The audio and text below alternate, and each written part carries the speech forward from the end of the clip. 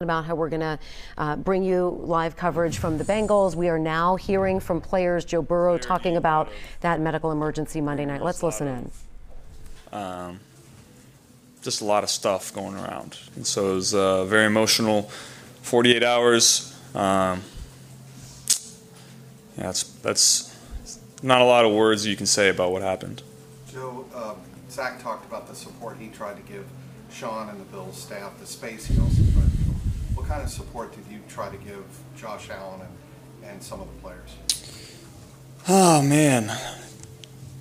It's, I mean, we tried to do all we could.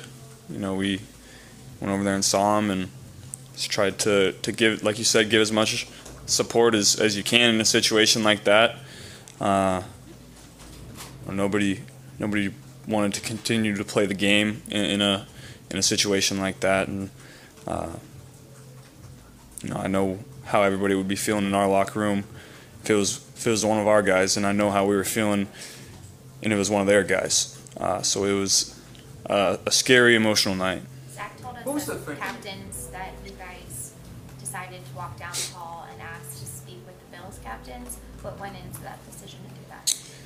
Well, one, we wanted to show our support, and two, at that point there had been no decision made on the game, and we wanted to go over and let them know how we were feeling about playing. We didn't feel like it was, we didn't want to go back out there, and that was the decision that ended up being made. And I know they didn't want to go back out there either, so we just wanted to make sure that they knew that we felt the same way that they did. Was it just a blur on the field when you're warming up after? I mean, did you just out of habit, like what were your emotions like at that moment? Did you just do that, like I think Zach said, just out of habit after an injury? You mean after the ambulance pulled out? Yeah. I mean, we didn't really know what was going on. There was people were saying that we were gonna play again. There was a lot of stuff going around. There was, like I said, it was just a lot of chaos, a lot of emotions, a lot of people saying a lot of different things. We didn't really know what was going on at that point.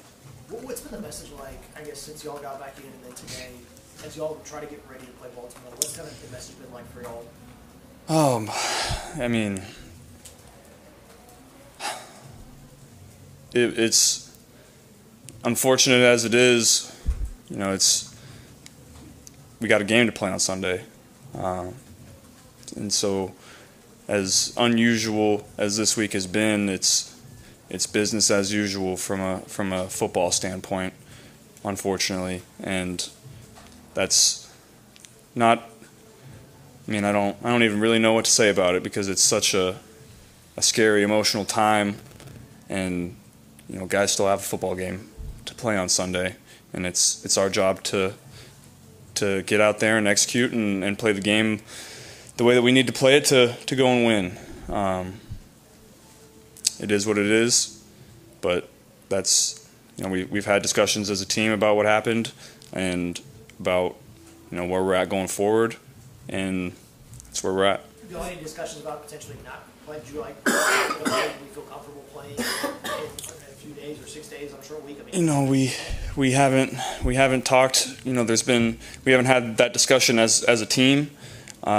There's definitely some side discussions about that, but that's not where we're at right now. And so we got a game to play on Sunday. How do you process after seeing that?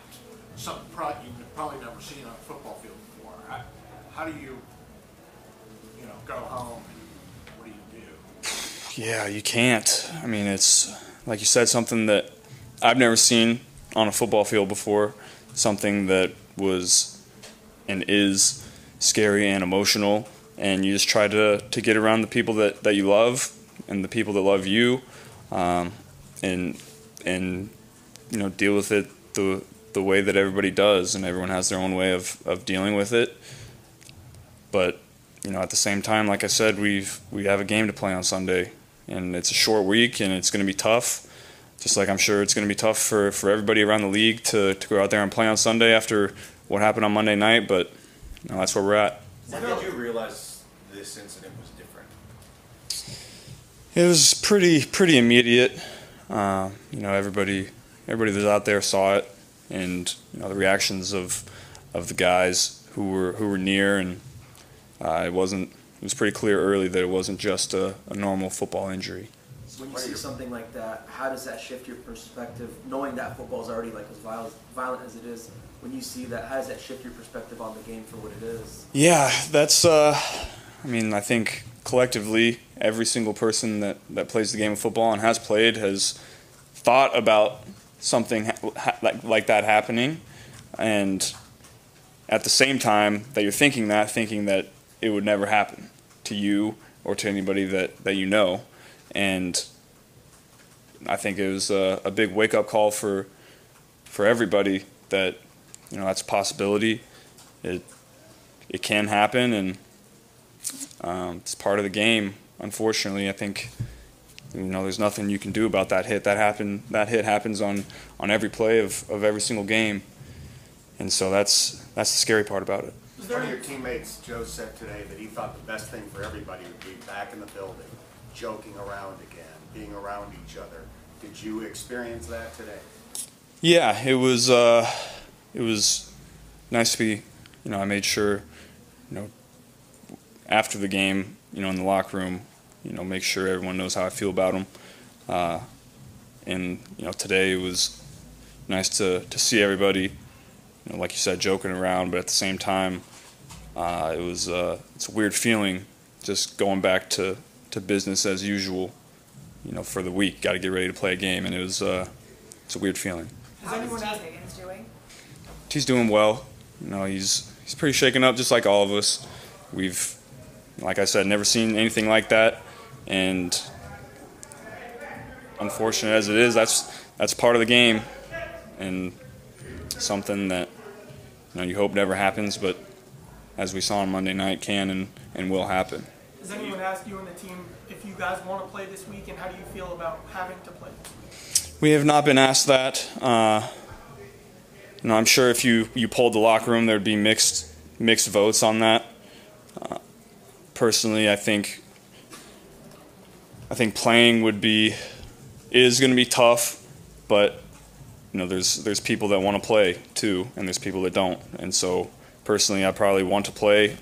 You know, I think getting back to, you know, as normal as you can, as fast as you can, is personally how I deal with these kind of things. But like I said, everybody has a different way of dealing with it. And has the league been talking to you guys as players, or have those conversations?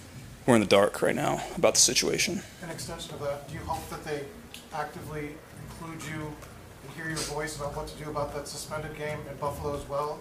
I mean, I know you have the union working on your behalf, but in terms of your locker room, their locker room, do you hope that you're included in some of those discussions, or at least heard, your opinions are heard? Yeah, and they were on Monday night. You know, we were included in that, but we haven't been afterwards, and so I don't know when a decision on that game will be made. If it'll be made after the game's on Sunday, if it'll be made beforehand, you know, we're kind of in the dark on that whole situation. But you, the locker room, would like a chance to be a part of that, or say, you know, give your opinions. Yeah, I think that would be best. Joe, you want to play the game? You want to play? Good. I'm just going to say, do you want to play the game? Do you feel like you should play Buffalo before going to the playoffs, or what do you think? I think that would be tough. Just scheduling wise, I think whatever Buffalo would want to do would be what we would want to do as well. We're, you know, behind them 100% and support them in whatever they would decide to do going forward. Joe, you've often expressed a lot of appreciation for Zach's leadership style up here. I'm curious what your view was like and how important you thought maybe his leadership style was for you guys and for everybody on Monday, and watching him in that moment. Yeah, that was, you know, I was proud in that moment to be playing for a guy like Zach. He handled it, you know, as good as you can in that position, as well as, you know, the medical professionals, the doctors and trainers from both sides. You know, it was a pretty immediate reaction to what was going on, and I was proud of all the people involved in the situation to get out there and do their jobs to try to save him. It's kind of a two-part question. question. Are you where you typically would be? Like, how much has what happened Monday changed with the preparation you do on Tuesday and Wednesday? And if so, could you talk about how different the Baltimore Ravens defense has been with Roquan Smith? Yeah, today's really the first day that I've been able to look at it. I know the last 2 days I was had a lot of emotions, had a lot of thoughts about what happened, what's going to happen, about the people involved, and so today's really the first day that I've been able to look at that. Yesterday, what'd you do? Who did you talk to? Just I came in and got my lift in, tried to have my normal routine because at that point we weren't really sure if the game was going to be scheduled again this week, if we were going to have to play again quickly. So I tried to have as normal a routine as I could, and just got around the training staff, the coaches, around the people that are close to me to try to work through this. What kind of tone, as the leader of this team, what kind of tone do you want to set, or have you tried to set since that moment? Yeah, it's been tough. You have guys that you care about that I think everyone out there was watching it and thinking that could be me, that could be any of us in this locker room. And so I just wanted to make sure everyone knows in that locker room how I feel about them, make sure I tell them that, and at the same time trying to let everyone know that we still got a game to play, we still got a job to do, we still got goals and aspirations ahead of us for the season, as tough as that is right now, but that's where we're at. Do you go locker to locker to do that, or do you say something to them? Yeah, you just find them when you can. Joe, have you been through anything that remotely resembles what you went through Monday night, and what kind of experience are you expecting when you step on the field Sunday? I know I've never been a part of anything like that, and I honestly don't know what to expect on Sunday, what my emotions will be like, what our emotions will be like, what it'll feel like to step back out on the field. It's just like it is for everyone, this is an unprecedented thing for us, and so just try to give support where you can, at the same time try to get ready to play and deal with the emotions that come with game day when game day comes. You talked about your friendship with Josh Allen before. There was the shot on camera of him crying and you went over to hug him. For you in that moment, how hard was that to see one of your friends that shook up about it? Yeah, I would say we were all feeling the same way. We were all there to support each other in that moment because, as scary as it was for them, personally, it was just as scary for me. I didn't personally know DeMar, but we're all brothers in this thing. We're all part of the same institution, playing this game that we love for each other, and I was feeling the same way. I didn't know how to react to it. I just tried to go out there and show unity and show support and be around the people I cared about. Zach Taylor was saying earlier that one of the people we talked to on the field was Tyler Boyd, who knew DeMar. Do you know how he's doing, how Cal Adomitis is doing, who else is doing? Yeah, all I know about how they're doing is how they go about their day, and I think just like everybody, you're trying to go through your day like you would any other day, trying to get ready to play. It's probably a better question for them. They seem like they're doing okay, going about their business. Joe, how do you think the situation is kind of shine a light on the football culture, next man up? You said it's weird, being a work right now. How do you think the situation kind of shown about that culture, about next man up and things like that? Well, I think a big part of it shows the love that we have for each other as players. The support that everybody's showing, the unity that everybody is showing, and at the same time, it's a business, and we've got games to play on Sunday, and so it's tough to go about your business right now because of what happened, but like I said, that's where we're at. With how tough it is, Joe, if one of your teammates said that they couldn't play on Sunday, what would your reaction be? I'm gonna support them and probably be right behind them. You talked about the brotherhood, and obviously you guys understand the danger, the violence in football. Do you guys ever talk about it? Is it ever discussed? And do you think that'll change? If not, will that change after this? It's definitely going to change after this. I know it's, you mention it maybe every now and then, but it's not anything, you never mentioned it in a serious sense. You have these thoughts, and you have, it could happen, but you've never seen it happen, and it's never happened to you. And now I think everyone's taken a step back and understanding really the kind of game that we play, how dangerous it is, and how it really could have been any one of us in that situation. Everyone good? Great. Thanks.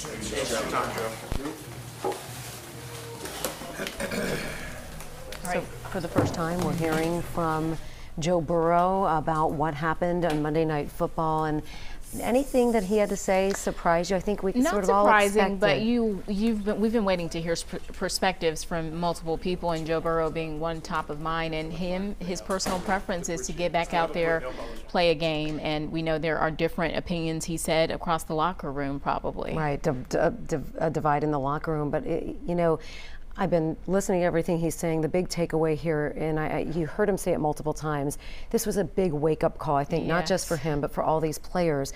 They go out there, they look at this as a job, but he said it just made you realize this could happen to me. This could have happened to one of our players. And so even though he doesn't know DeMar personally, he said, he just wanted to show respect, wanted to let them know we're there for you. And as you said, it's interesting. He's saying, hey, I want to get back out there on the field. And I think, many players probably feel that way, like, okay, we want to pay our respects, but I got to almost need a distraction after seeing something like that. Absolutely. And, we all know football is a very dangerous sport, especially at the NFL level. And yesterday we had former Bengal Mike Martin on, and I asked him behind the scenes, was there any contingency plan for your family if you were injured? Okay, let's listen in. DJ Reader is now to the podium. DJ, Yep. What did it feel like in there? Like, you just what did that locker room feel like? Did it feel like a normal after practice? Guys still, something like that happens. Guys still processing it, but, we're doing our best to move on to the Ravens and know what we got to do this week coming up. How tough a challenge is that, in such a short time, all this, trying to process everything so quickly? It's super tough, as a player, as a brotherhood of this league, you never want to see one of your players go down that way.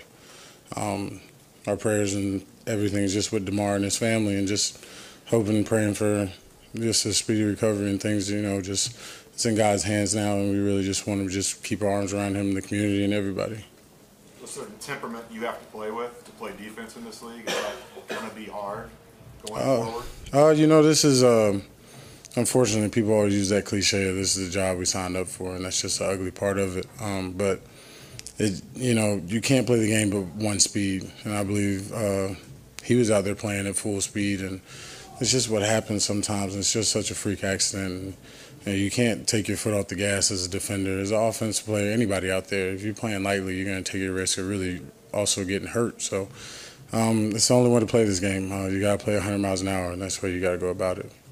What was it like going through the motions of getting back in the locker room? Did that maybe kind of help process things? And you're watching WLWT News 5 and a news conference with the Bengals players right now. We just heard from Joe Burrow. Now DJ Reader is up to the podium. Week to week to week, players have to deal with things off the field, on the field, and they're expected to go out there and perform. So as an athlete, in general, you have to have a certain ability to compartmentalize. And unfortunately, that's just the reality of our game. But this is a tough situation. You see something go on out there, and you think it's a regular injury, and you don't really know what's happening. I want to thank our staff and their staff and everybody around for just responding in such a timely manner. That anywhere else in the world, you don't get that kind of help. So it meant a lot to just see everybody work together to come out with the best outcome that we could have came out in that situation. You said that you thought it was, just like a regular injury. When did you realize that this was different? We're sitting on the sideline and, things happen kind of quick, but, you see the ambulance come out and you're just like, oh, man, maybe he's getting carted off. And then you see their players coming out of the circle crying, and you immediately start to realize it's something different. As football players, we see injuries all the time. and it happens all the time in this sport. But when you see your other players that you've played with, that you've grinded with, you know those guys across from you. You see them start to cry, and you don't understand what's going on. Then it's taking a little bit longer than normal, and that's when it really starts to sit in real that something's going on. Me and Trey grabbed each other's hands, and we said a prayer, and then we went out there and just joined the guys and offered them any little bit of help we could, just being there with them and understanding how serious the situation was. For you personally, how do you compartmentalize and cope with a situation like this? And how have you tried to maybe help out your other teammates with the same?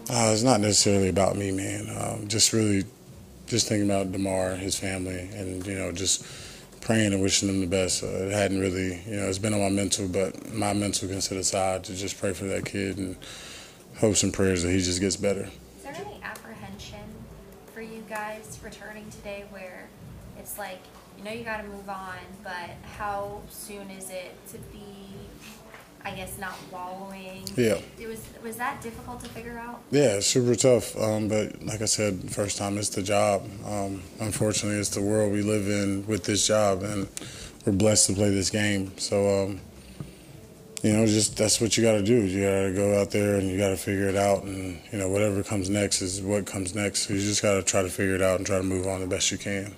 Joe Burrow said you guys kind of weren't really involved in conversations that are going on this week with the league. Kind of what would you like to say, as a player on the team about how the team is feeling and about what you'd like to see happen going? Guys are just mourning around the league. One of the guys in our brotherhood is down right now, and we just want to be around them and just give them all the support we can. There's nothing. The league conversations, those type of things, I don't really get into. It was said, it was handled. Whatever was said and handled was what it was. It's just more about the player and the person for me now, and his family, and just making sure that they're all good.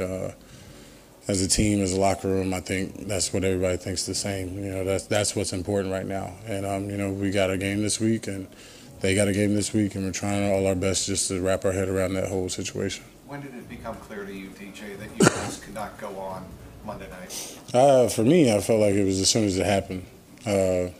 Something like that you don't see happen. We see injuries all the time. Something like that is not something you see on the football field. And then the pure emotions of everybody out there. I don't know how you ask guys to go back out and continue a football game after seeing something like that and going through those emotions. And then, how do you feel about him, his family, just seeing him get carted off, going to the hospital and knowing what they got to do, and you just continue a game? I don't think that you can. Joe said he talked to you all after the game and made sure that he let you know that how he felt about you guys. What was that like? What did he tell you all? Did you ever see him act like that? Yeah, it's just a surreal moment for everybody. I think all the leaders, and Joe especially, did a great job of, leading the charge for us, going over there and talking to their captains, and then just as a team coming up and just telling each other that we loved each other. You don't. It's such a macho sport and things like that. You don't say it to your brother as often as you should, especially somebody who you grind with, you sweat with, you bleed with, you break bread with all the time. Something that should be said more, because that's what the respect we have for each other in this game is. So it was good to have everybody else come up and just really just say we love each other, wrap our arms around each other, and just all be there for each other. What was that like when the captains walked down there? What was that like, PJ? Why did you guys do that? What did you say to them? I just told them that we were there for their support, man. Just it's an emotional moment, especially in that locker room. That's somebody that they really care about. We all care about, but they got a real connection with them. Like I said, you bleed, sweat, break bread with that guy. It's somebody who you're really, really in with every day. So it was just all for our support, man. Just knowing that we were praying for him, and just to go down there and just be classy. Just be classy and show them that, we care on this side. It's not just one of those things where we walk up that field and we don't care. It's a brotherhood. We're all fortunate enough to play in this league, and we never want to see anybody go out that way. Do you think you should be playing Sunday? Do you want to play? That's a tough question. There's a lot of things, and, I don't really make those decisions, so I can't really answer that question. I got to go out there and play if that's what's called to do. But I could also see the other side if guys don't want to. I can definitely empathize with that and understand why that would be the case. I'm just not in the space to tell you what I want to do right now. Any other questions? Okay, thanks. No problem.